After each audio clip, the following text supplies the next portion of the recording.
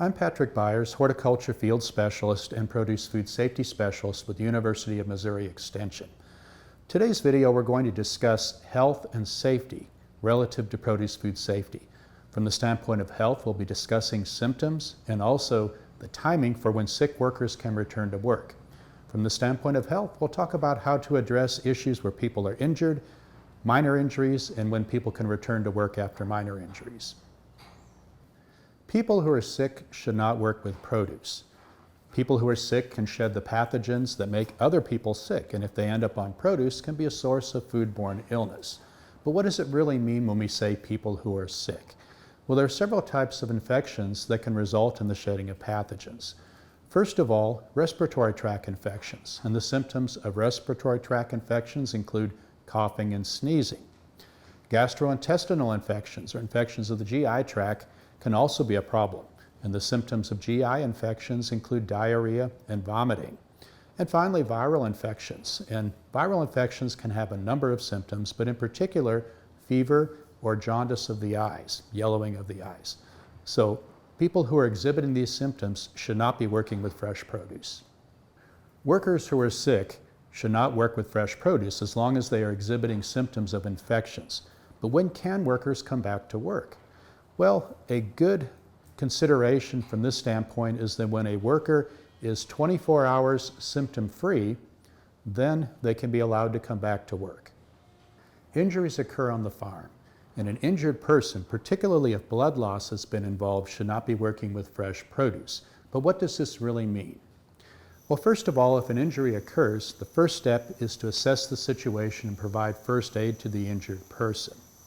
If the injury is minor, and particularly if it's on the hand, which that's a common type of injury in working with fresh produce, the wound should be cleansed, the hand washed, a bandage applied to the wound, and then the hand put into a latex glove. The worker can then resume working with fresh produce.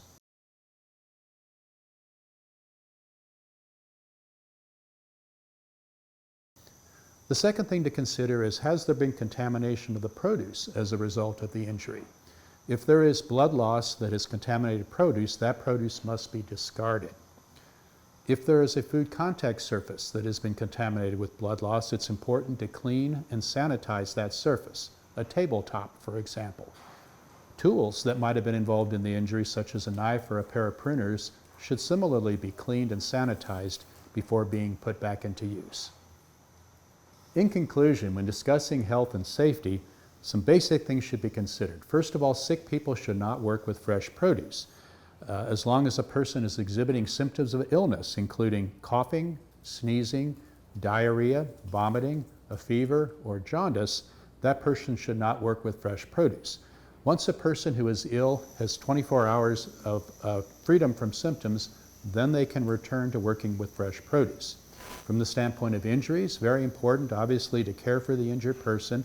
And if the injury is minor, with bandaging, placing the hand into a latex glove, work can resume with fresh produce.